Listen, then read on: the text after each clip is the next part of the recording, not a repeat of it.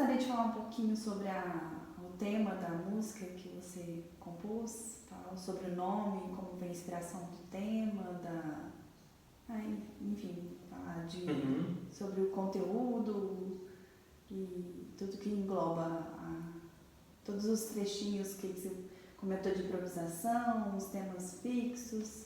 Esse tema, Lenara, ele ganhou o nome no Encontro de Compositores aqui de Juiz de Fora. Eu tinha escrito alguns trechos, algumas frases e não coloquei nome. Na parte cello que eu escrevi, eu botei nome ontem, que aí eu fui reunir mais ou menos as ideias, para tentar gerar uma espécie de forma onde eu iria improvisar. Aí eu fui para o Encontro de Compositores e fiquei na dúvida. Falei, poxa, mas eu vou botar o nome do título do livro do Saramago, né? Já é autoexplicativo, né? O título desse tema ficou No Ensaio sobre a Cegueira. E esse No é uma referência à distopia que a gente está vivendo agora, né? A gente estaria numa espécie, isso eu conversei com um amigo, Alexandre, do Samba 2, que tem um power trio de samba muito bacana.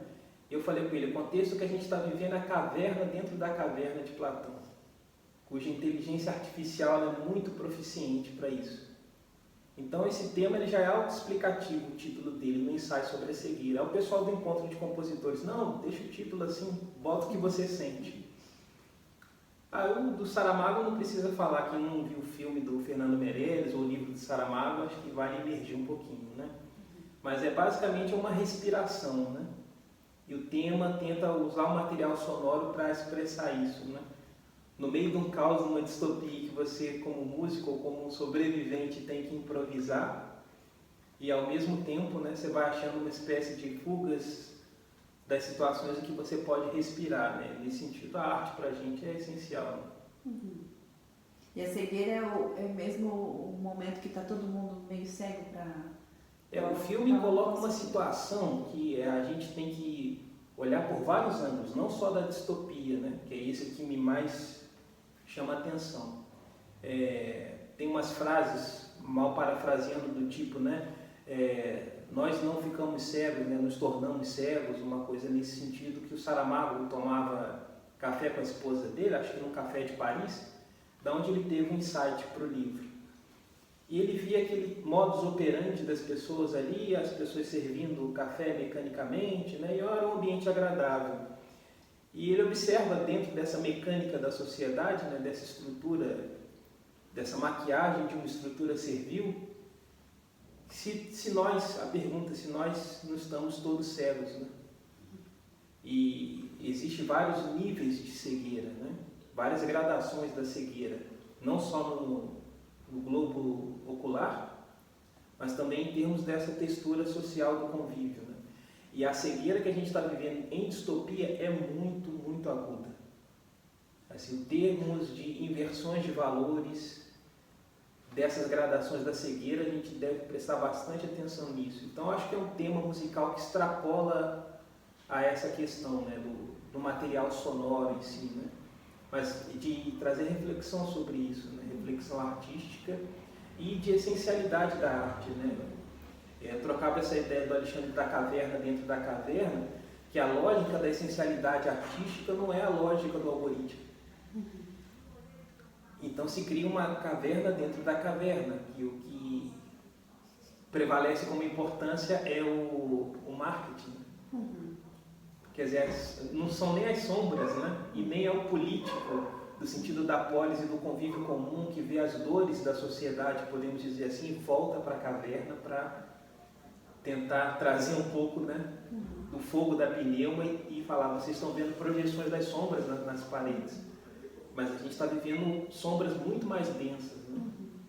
Mas é uma das características atuais, né, que a arte está sendo ferramenta talvez para levar à cegueira, né, muitas vezes, né, e não o artista como um agente de reflexão, justamente o que você está criando aqui. É importante ter mais produtividade nesse sentido, né, e mais artistas trazendo polêmicas ou alguns assuntos atuais que precisam ser mudados ou direcionados para a atualidade, né, que é o que você está fazendo, certo? Há uma coisa muito bacana do que você comentou. As pessoas elas falam assim, arte engajada. esse engajamento faz parte dessa essencialidade do fazer artístico. Porque, em certo sentido, a gente não pode olhar o impacto que os arquétipos artísticos causam até nas plantas, nos animais, né? Nos animais e nós, seres animados por alma, como as plantas, como os animais, esses impactos arquetípicos que fazem parte da essencialidade do fazer artístico, ele não está na indiferença. Então, o fazer artístico por si só, ele já é engajado. Seja por engajamento social, político, uma causa, né, entre aspas, de minoria, porque nessa verdade a minoria, na verdade, é a maioria esmagadora. Né? Então, a essencialidade do fazer artístico já é engajado por si só. Então, esse é, vamos dizer, entre aspas também, gordas aspas, o papel do artista. Esse respirar de trazer sentido para a vida, né? O que é importante a gente perceber ou olhar o Wittgenstein, e ele fala uma coisa que impacta muito, que a gente tem que perceber. As pessoas pensam, mal parafraseando ele, que como cientistas eles existem para aprender algo. E com os artistas, com os músicos, com os poetas, os pintores e os escultores existem para o seu prazer. Mal sabem as pessoas que poderiam aprender muito com os artistas, com os poetas.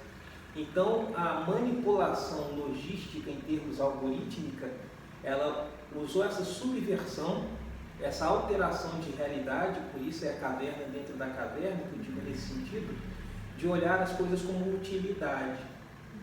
Somente essa essencialidade que consegue descolar a gente da noção de espaço e tempo. Tanto escutando, tanto fazendo e apreciando. Aí que a gente entende que a relação artística tem muita ligação com o transcendente.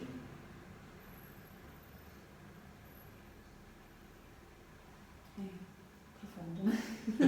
Profundo. E acaba sendo quase uma eu acho que o que a maioria não enxerga é que é quase uma ciência, né? Uma ciência muito rica, que é um dos pilares dos seres humanos aí, né? Acho que do universo. Você tem mais projetos para futuros ou já caminhando? Como que estão os planejamentos? No meio dessa situação que a gente vive de incerteza, é muito difícil você ter planejamento. Acho que se é um engajamento pessoal, é seguir fazendo, né? E principalmente percebendo esses detalhes nas interações que a gente tem com o nosso duo de violão e viola, com as pessoas que a gente vai encontrando, com os parceiros que a gente vai tocando, perceber com sensibilidade vamos dizer, a missão de compartilhar, mas realmente compartilhar. Não é uma coisa de primeiro eu, né? Eu, líder da banda, não é esse tipo de eu, líder da minha dupla sertaneja e os músicos que me servem, não é esse tipo de postura, né? É a pessoa realmente querer compartilhar. E eu acho que nisso a troca de ideias que a gente está fazendo, ela é muito importante. Da pessoa realmente querer compartilhar. Vai um pouco mais além de tocar, seja música com poeses, cantada, seja poesia só do material sonoro, como é música instrumental, mas a pessoa realmente querer compartilhar. Acho que isso é missão. Assim. Isso é fazer na música também, né? Fazer música em conjunto é intenso compartilhar, né? De união, né? Se você gostaria de falar a respeito da importância da lei de incentivo na produção cultural na nossa sociedade, ou a importância de projetos independentes? Nossa, a pergunta é muito importante. Aqui você tem o Casa Estúdio, já fica o @ indexado para o pessoal que vem ensaiar e queira gravar. Como a gente está gravando aqui o videoclipe. Tanto o projeto independente, muitas vezes pelo não apoio, pelo excesso de demanda burocrática, em específico no nosso caso brasileiro, tudo é muito difícil, mas a lei de incentivo à cultura é essencial, é fundamental.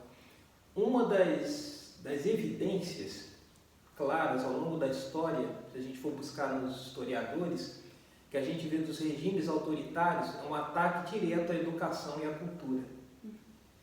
essa respiração que diz respeito à nossa essencialidade, o impacto do porquê nós estamos aqui, para quê, a via de humanização passa diretamente pela educação e pela cultura.